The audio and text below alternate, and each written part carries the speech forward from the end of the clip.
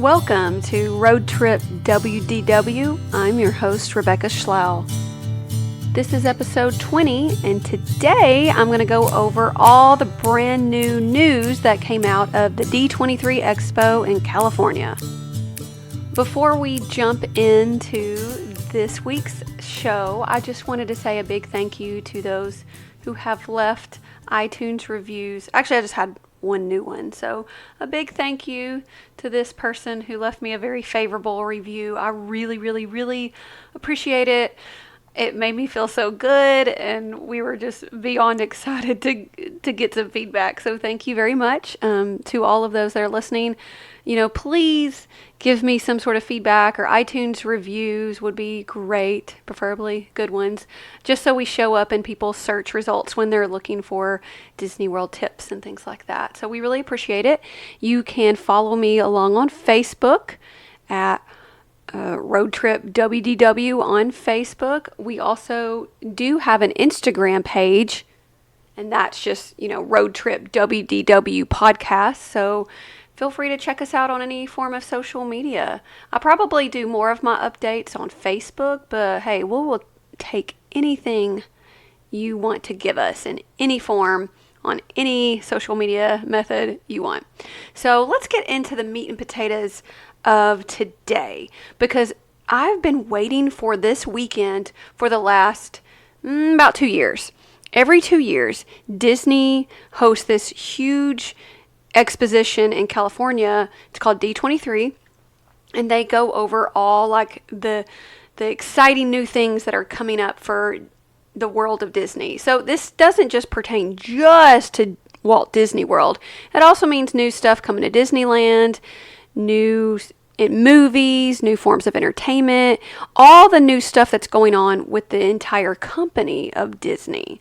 So I'm going to focus just on Disney World news, because that's what I'm here for, y'all. I'm here for Disney World.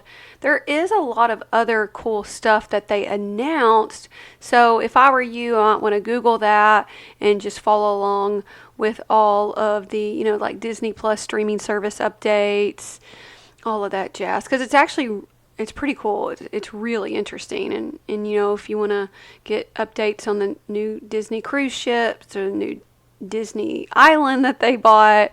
So there's a lot of cool stuff that came out. So every 2 years they announce all the new things that are coming, and it's always just such a great time for us Disney World lovers to rejoice in all the things that they have planned for us. And we usually get some really exciting announcements, like when they announce big new rides or new attractions. They announce it here at D23. So all of us were really excited for this weekend. And I'm going to be honest with you guys. To me, it really didn't seem like Disney World got a lot of new stuff. Now, I think in general, we are getting a ton of new stuff. But I think all of the new stuff we're getting, most of it had already been discussed. Most of the new stuff that's coming, we already knew about. However, the D23 Expo did give us some new details and new information about it. So that was really cool. And I'm not saying they didn't announce any new stuff and that we're not excited about the new stuff, but some of us are just completely spoiled with D23, and we're really expecting like a new land or something, and we didn't get that, but that's okay, because I know our time is coming. Y'all, D23 didn't announce too much new stuff for Disney World, which only means one thing, that next year's D23 is gonna knock the socks off of us, and I'm really thinking next year D23 they're going to announce a brand new park. But okay, enough about predictions for next year. Let's jump into what we learned about the future of Walt Disney World today. The clear winner of today's parks panel at the D23 Expo was Epcot. Epcot is currently getting an upgrade. And all of us in the Disney World, sphere, we all know that Epcot has been under refurbishment. There's a bunch of new stuff. The construction's been going on for a while, and the whole plan was to get Epcot really spiffed up and nice before the 50th celebration. However, there's even more plans to revamp Epcot. It goes even further than what we already knew about. And it's going to take several years. This isn't something that's going to be done by next year, but they're trying to kind of rebrand Epcot. Now, a lot of us already love Epcot, so all of the new stuff that's coming out, it really just feels like a bonus, which is great because I loved Epcot before, and I think I'm going to love it even more in the next few years. So instead of just taking all of Epcot like it used to be, they've divided it up into some new sections. For those of y'all who aren't as familiar with what the different zones of Epcot are, let me just go ahead and say that there's 4 sections. There's like a middle, the middle section, and the side sections, which look like kidneys, and the back section, which is World Showcase. Y'all, what I really want to tell y'all is this looks like kind of like female anatomy. I'm not gonna lie. It looks like a uterus, and well, not all female anatomy. It looks like a uterus with some kidneys. So the kidneys, there's one kidney that's called World of Discovery. There's one kidney called World of Nature. The middle part, the womb, that is the World Celebration. And then above that, they still have the World Showcase, which has not changed. But just trying to give you all an idea of these 4 different, what they call neighborhoods. Now, going to World Showcase, that is where all the countries are, all those the world pavilions. It's going to continue to be what it always has been with all the cultures and food and traditions. The cool thing is, we are going to be getting a Mary Poppins inspired attraction. And this will be the first attraction that is Mary Poppins based. We have no idea what that will actually be. All we know is that we are actually going to be like on the street by Mary Poppins' house. Like we are going to, it says, step in time down Cherry Tree Lane past Admiral Boom's house. Then you actually enter number 17, the home of the Banks family. And that's where our adventure will begin.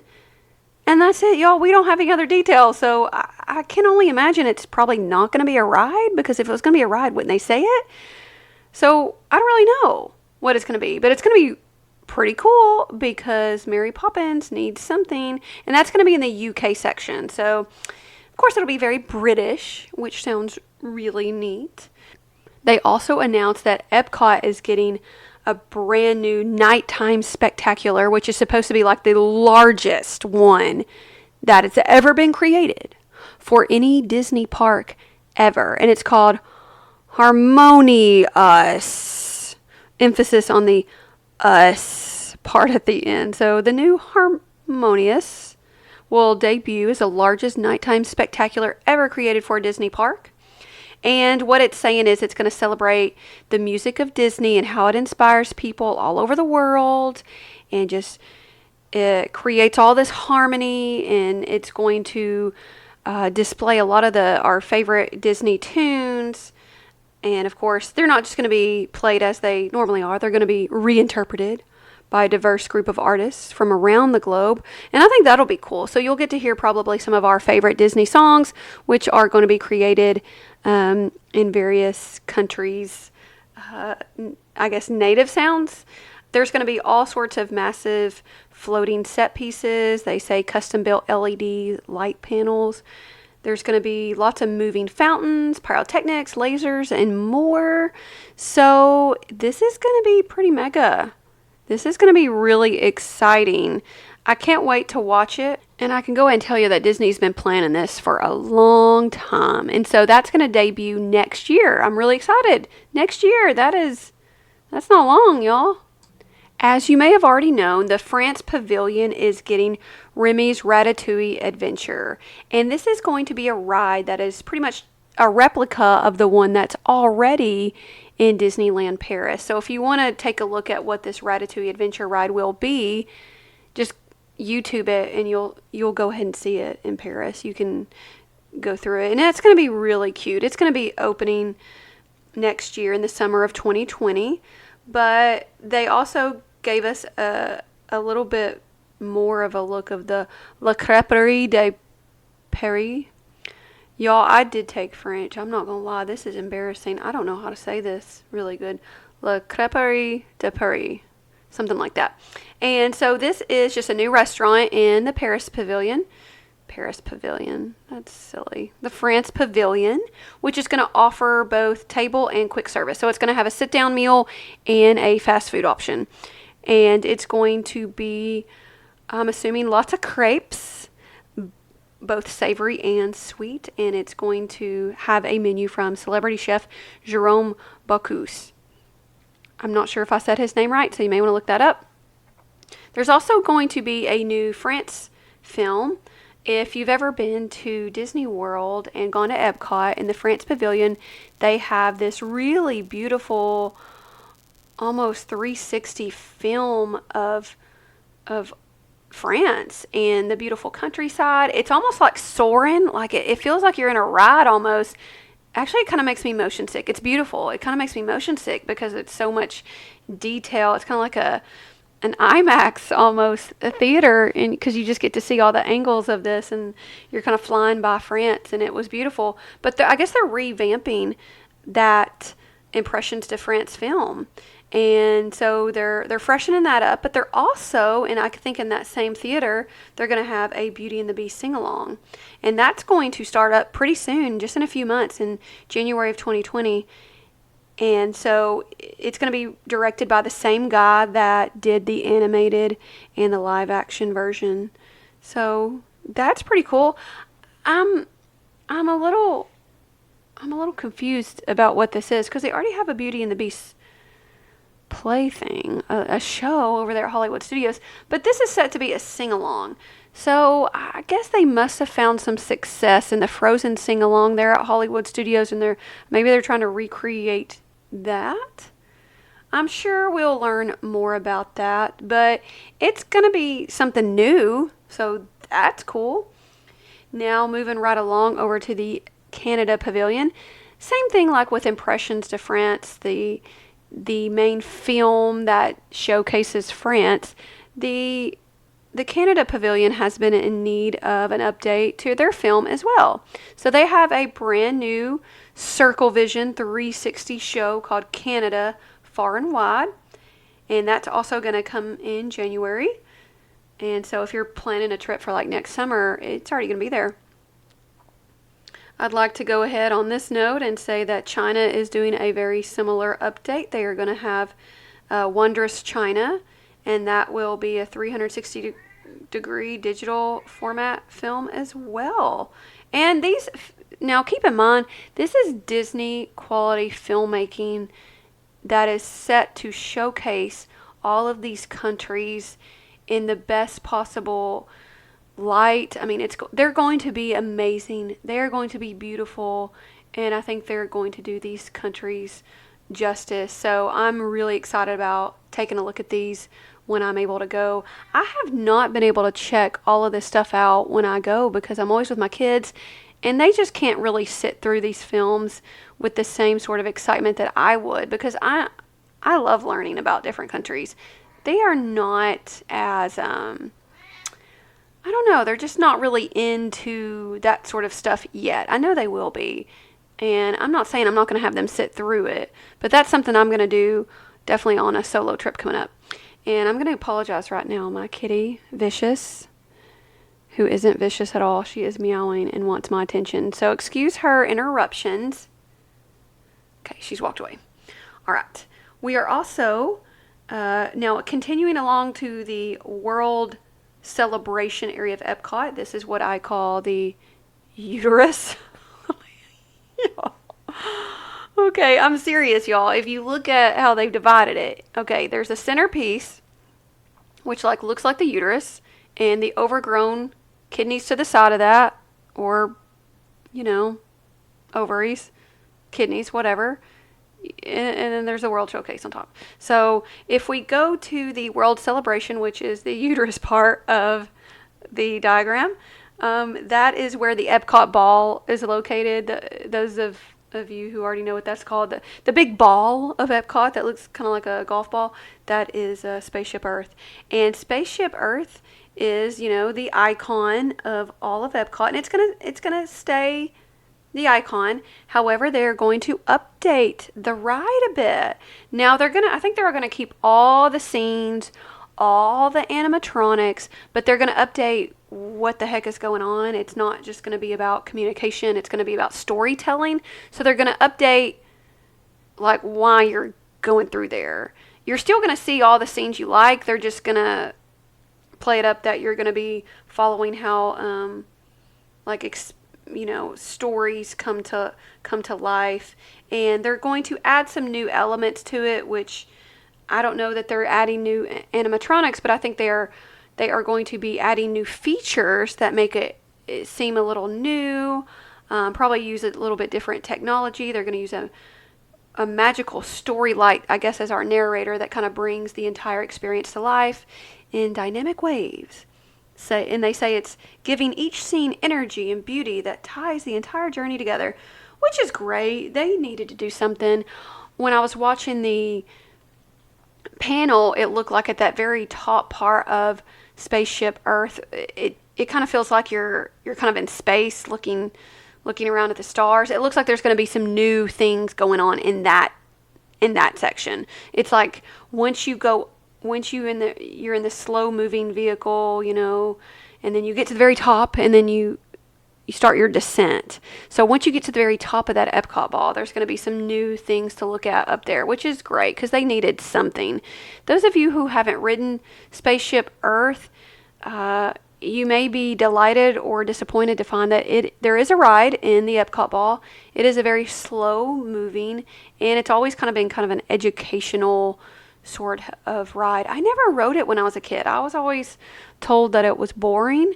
However, when I became an adult and I rode it for the first time, I absolutely loved it. I mean, I thought it was really interesting, and I love animatronics. So to me, I mean, I loved it. I didn't see anything wrong with it, and I'm kind of upset my parents didn't insist that we ride on it when I was younger. But I guess maybe when I was younger, I would have wanted something more like, Space Mountain in that ball. Because when you look at that ball, you're like, oh, I bet there's an awesome ride in there. Well, there is, but it's not a fast-moving thrill ride. Okay, so they're also going to have some new things when you exit that ride. I think they're going to change up the exit. They've always had some games and technology-based, like video game sorts of things to do, and I'm assuming they are going to change that up a bit. I can't imagine they're going to get rid of all of it, but then you're going to be looking straight over towards the World Showcase area. If you're kind of going straight to the back of the uterus area, let's go ahead and say that, there's going to be what they call a new pavilion. Not like a World Showcase pavilion, but like an actual pavilion. Like it's this big, it's not even, I don't know what you want to call it. It's like a building on stilts, but like a big round platform building. So underneath there's going to be lots of places that you can have festival things going on underneath it. So it's like this, what they call it's a beautiful 3-level structure, and it really will be remarkable. It says it's going to be one of the most remarkable architectural designs at any Disney park, featuring a plaza level, a middle expo level, and a park that sits in the sky on the top level. And this is just going to be pretty amazing. The concept art looks very futuristic. It looks like a double-decker mushroom almost. And the middle area looks like it's going to be covered, like there's going to be like windows all around. Like it's all going to be a second story with 360-degree floor-to-ceiling windows. And so it's going to be indoors. But that very top level, I mean, there is trees and grass. I mean, this is going to be a place for you to, hang out. I think this may be what they call the beer garden area. I'm not too sure, but this would be an amazing spot to look over all of Epcot, all of it, because it's going to be elevated so high. And I mean, I can only imagine seeing the nighttime spectaculars up there. Wow. Whew. Y'all, it's going to be cool. Okay, there's also going to be the entrance. So Epcot's entrance plaza, they've taken away these big these Leave a Legacy stones, and now they're just making it prettier. It's going to be a lot fresher. It's going to be with a lot more natural elements. There's going to be a lot more trees and greenery, a lot more shade. So it's going to be beautiful. It's going to be pretty. They knew that it didn't look pretty before. It looked stone cold and hot. And now it's like lush and green, and it's making Epcot look nice. And they're putting a big, beautiful fountain there. So it's going to be great. They're also going to have out back behind the big Epcot ball, Spaceship Earth. They're now they're going to have a place called Dreamers Point. And that's where you can look over all of World Showcase from behind the Epcot ball, Spaceship Earth. And there's going to be, this is so sweet. They're going to have a new statue of Walt Disney, of him sitting down and just kind of looking over all the beautiful things that's going on at Epcot. And it's really cute. There's also going to be a wishing tree. I don't know what that means. I'm assuming it's going to do some really cool things. But also there's going to be an enchanted forest and a story fountain. And that's going to celebrate the power and music of iconic Disney storytelling. So, sounds pretty cool. Now the World Nature, and that is, if you recall, that is one of the one of the kidneys on the right side of the uterus. So that right side section, and if you know World of Nature, that is currently where like the land pavilion is, where Soarin', even where the Seas with Nemo and Friends, that's where that is. So in that area, there is going to be a bit of changes. Now, I guess they're keeping all the attractions, but they're adding the Journey of Water, and that's inspired by Moana. And it's going to be the first experience inspired by the hit Walt Disney Animation Studios film. This lush exploration trail will invite you to meet and play with magical living water. The water will have a life of its own, just like Moana's friend, the ocean, and you'll learn about the importance of the natural water cycle. So that's going to be cool. In the concept pictures, it looks like the kids are playing in the water. So I'm assuming this is going to be another place where you would want your kids to have a change of clothes, because it looks like they're going to be able to like really play. It's going to be, kind of looks like there may be some splash pad elements, which are going to be amazing for your kids. They're going to love it. But you'll probably need another change of clothes. But it'll help cut down the heat. But it looks really lush and green, and I'm assuming they'll be playing music. So I'm interested to see how that goes. We love splashy areas. My family does. There's also going to be a new film, which we already knew about, called Awesome Planet. And it just showcases the beauty, diversity, and dynamic story of the planet. And that's going to debut in 2020. And we already knew a little bit about that. So that is technically not like a new thing.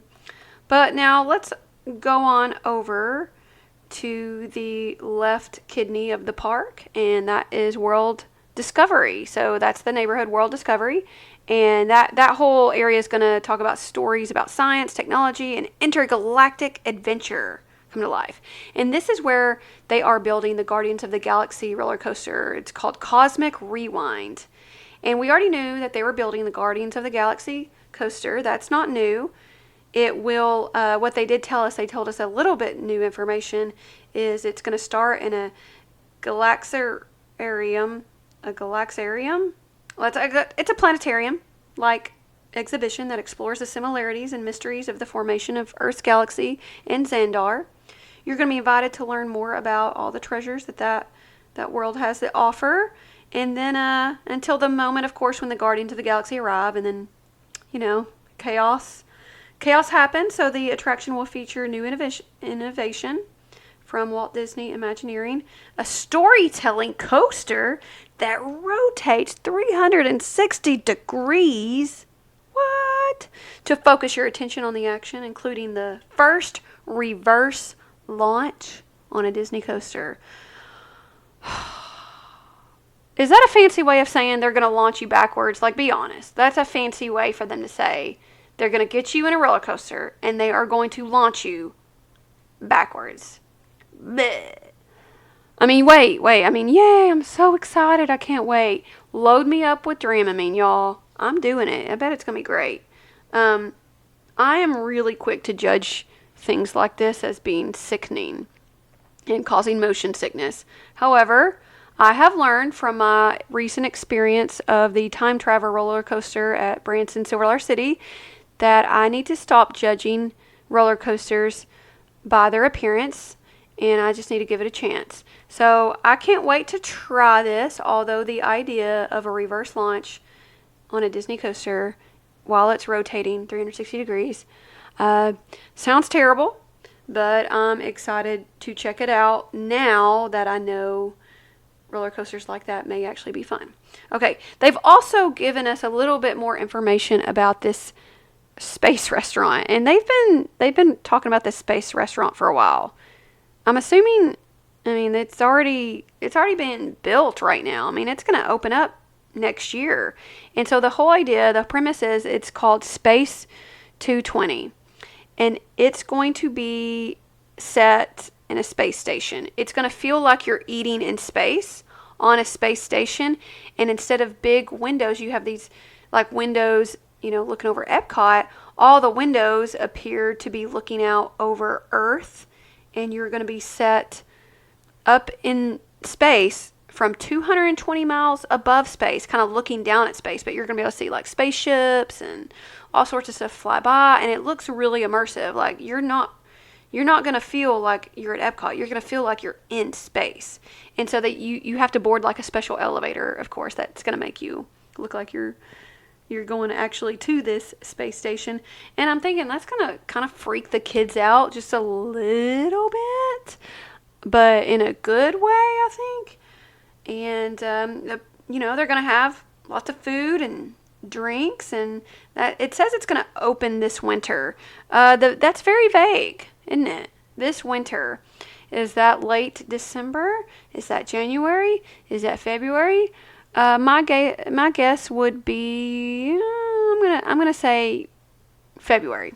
My guess is February, and it's owned by the same restaurant group that does some of the other restaurants in the Italy Pavilion there at Epcot. They've also given us a little bit more information about the Play Pavilion, which will open just in time for the 50th anniversary of Walt Disney World next year. And this is essentially like a big play area that kids are going to like. It's called a digital metropolis. There's going to be lots of games, and it kind of looks like a city inside, like a little miniature city. And I guess like each storefront is actually going to be kind of a game, a little attraction for the kids to play in. There's going to be some sort of Edna Mode fashion game of some sort. There's going to be like it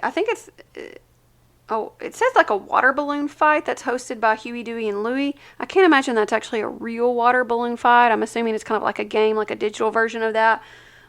There's also going to be a chance for you to look more in depth at these plans, because that's pretty much all the information they gave us at D23. But if you want to find out more, you can actually go look at the detailed plans in October, because they're actually the Disney Imagineering is going to give you a preview of all the stuff that's going on in the Odyssey Events Pavilion, and that will give you an idea of what will be in the Play Pavilion. So there's a lot going on at Epcot. Elsewhere among Disney World, they gave us details of the Star Wars hotel that they have been threatening. So this hotel is actually going to be built in what's called a Galactic Star Cruiser. That's what it is. And it's, I guess, kind of like a hotel experience on a starship. And this is going to be different from any other hotel because this isn't just a place I think you could check in and out of whenever you want. That's not how it works. You got to think of this more as like a cruise. Like if you're going on a cruise, you have a certain amount of days you have to go on, and everybody boards at the same time and you get off at the same time. So just like that, I think what I'm hearing is it's going to be like set in 2 days and 2 days. So each launch of the hotel is every 2 days, and you'll board together with other hotel guests. Star Cruiser guests will kind of get on together, and the ship is called the Halcyon, and it's supposed to be a 2-night adventure in which participants board and depart together. It begins at Walt Disney World, and on check-in, you enter a launch pod that's going to whisk you through the stars to the Halcyon. And you can, of course, see all of the space and stuff out the windows. And once you arrive in the lobby, you are going to be inside Star Wars. Star Wars. What the heck is Star Wars? You're going to be in Star Wars. You will be immersed in it. The concept art shows Chewbacca in the lobby. People are dressed up. Full-fledged character. Interactive experience. Cosplay, y'all. Cosplay. If you are into dressing up and pretending like you are a Star Wars character, this is it for you. There is 0 things better than this if you are a Star Wars fan and you love cosplay and you like to dress up as a Star Wars character. This is it. This is the pinnacle of the greatest thing that's ever happened to you. Because what happens is you pretty much become a character. You are acting and interacting with all the other hotel guests and all of the staff. They are all playing a role, and you're playing a role. You have a mission. You have things to accomplish. So like a cruise, there's going to be different things to do throughout the day. So there's going to be really cool activities that you've never seen before. All the stuff on the ship you've never seen before. There is nothing like this in the world. This is not a ride, y'all. This is really like a real adventure. This is like a cruise in space. And this is as close as you're going to get to actually being in Star Wars. So you're going to be able to interact with the walls and digital screens everywhere, and you're going to have the doors that that shut real cool like in Star Wars. You're going to be able to train with one of those remote lightsaber training little balls. Like have you ever seen Star Wars? Okay, so when Luke Skywalker is training, there's this little mechanical ball that's shooting lasers at him, and he's got to zoom, zoom, zoom. He's got to move his lightsaber to kind of catch it so it doesn't hurt him. You're going to get to train with one of those. You're also going to be having conversations with all these staff, and you're going to be able to meet characters and go to hidden places, and you're going to have a mission. There's stuff you're going to have to do. Now, I think your excursion, so I'm assuming after you've slept a night, the next day you'll get into Galaxy's Edge. So it'll be like your, that'll be like your day trip. So if you've ever been on a cruise, this will be your excursion. Your excursion to get off your cruise ship, your Star Cruiser, will be on Galaxy's Edge to just make the whole experience even more magical. But then, of course, you get back on. This is going to be crazy, y'all. It's going to be crazy. It's going to be off the chain. It's going to be amazing. But this ain't going to be cheap. This is not going to be something that the casual Disney lover can afford, because what I'm seeing right now is like a cabin on the Star Cruiser, which sleeps 5. It starts $3,300. Not making that up. $3,300. I don't know if that's for one night or 2. Still, does it matter? If you have $3,300 for 2 nights, you probably have it.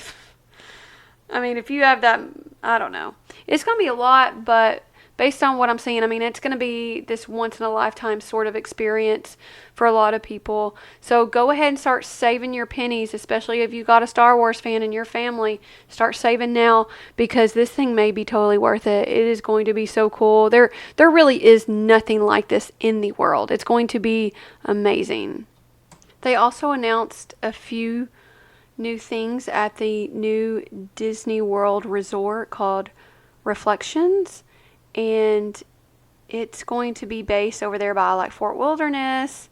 It's going to have a real natural theme, but it looks a lot more inviting than it once did. The concept art before just seemed like so sterile and cold and modern. It didn't look warm or inviting at all. But the new drawings are making it look a lot nicer. So very modern, but also it's kind of like a lodge feeling as well. They're going to have these like A-frame bungalow houses.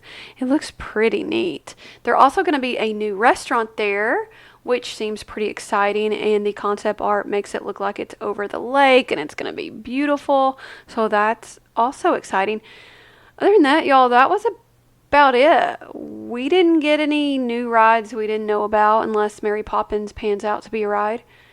We didn't get any new parks. We didn't get any new lands. I mean, I'm not saying I'm jealous of Disneyland and Disney World or Disneyland Paris for getting all the new Avengers stuff. I'm not jealous of that at all. Because our time is coming. Because there was so little new stuff. And there was a lot of little new stuff, but because there wasn't like a new land or tons of new rides announced, that only tells me that they can't announce the real stuff they're planning, and that will have to be announced, I guess, in 2 years at the next D23. The next D23 is going to be mega, and if it's not, I'm just going to stop tuning in to the next D23, because this is, I guess, they're just setting us up, limiting how much they can do. And keep in mind, Disney World, they really can't announce or do too much right now, because they are still in the process of making plans to complete everything they already announced the last D23. So now they're still working on all those projects they announced 2 years ago. They're trying to get all these projects ready for the big 50th. And so it's hard to look ahead and get all new stuff announced and going before we've even finished these other projects that have been in the works for a while. So, I mean, it really makes sense from that point of view. But like I said, I'm kind of spoiled, and I just kind of wanted some more stuff. I wanted something new at Magic Kingdom. I wanted maybe a new character experience or something, or something. Maybe a new playground at Hollywood Studios, since they took out my Honey, I Shrunk the Kids one. I guess I just wanted a little more, but c'est la vie. It is what it is. That's okay. I am still excited. I'm not canceling any trips.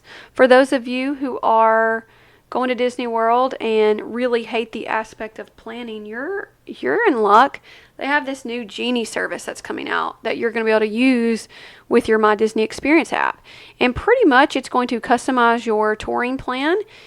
It's going to eliminate the need of all that extensive research that some of us really like to do before trips. Like, we love to research, if my kid's really into princesses, we need to do this and this and this and this. Well, with this new Genie application experience, you will be able to put all your preferences in. You'll be able to give it lots of details and parameters, and then it will essentially design a trip for you. And it will be perfect based on exactly what you like, all the times you want to go, the times you don't want to go, the parks you want to be at. Like, it's going to do it all for you. That means it will book your fast passes. I'm assuming it's going to book your dining reservations. It's going to do it all for you. Bada bing, bada boom. All those people right now that are complaining about getting stressed out about Disney World trip planning, my sister Rachel, take note. She won't, though. She doesn't listen to my podcast enough. But she would be someone who would really benefit from this Genie service, because you just punch in what you want and it does it for you. And this is going to be really interesting how this plays out, because we don't even know too much about it at this point. So even though I love planning my own Disney trips, I don't really need any assistance. I'm wondering if I'm going to be kind of forced to use this Genie service in order to get a leg up on the competition for all the dining reservations and fast passes that I want. So it's going to be kind of interesting how they roll out this Genie service. But that will make it really easy for people because I think one of the complaints that they're hearing is that Disney World has stopped being as much fun because it takes so long to plan. And this planning stuff is really stressing everyone out. The fact that we have to plan a vacation 6 months out it really is ridiculous. I love it, so I don't care. Y'all, I love it. It is my hobby. I don't want it to change. But I guess for most rational, reasonable people who aren't neurotic like me, that seems like a lot to plan your day by day strategy 6 months in advance. Scoff. So anyway, I guess for a lot of the people who aren't like me, it's a real hassle. So this Genie service is going to simplify things and make life a lot easier for those people who do not like this aspect of trip planning. So I think it's going to be pretty cool. I can't wait to hear more about it. So that is all I have for you today. I want to remind you that I also have a Branson trip planning podcast. It's the same thing. It's the same thing as what I'm doing now, except it's for Branson and a lot more focus on like Silver Dollar City and some of the things to do there. We have a Facebook page for the Branson one, as well as, like I've already said, the Roadtrip WDW. The Branson podcast is Roadtrip Branson. Pretty easy to find. We love any sort of feedback you can give us. Again, check us out on Facebook or iTunes. We'd love to hear from you. All right, road trippers. I'll see you real soon.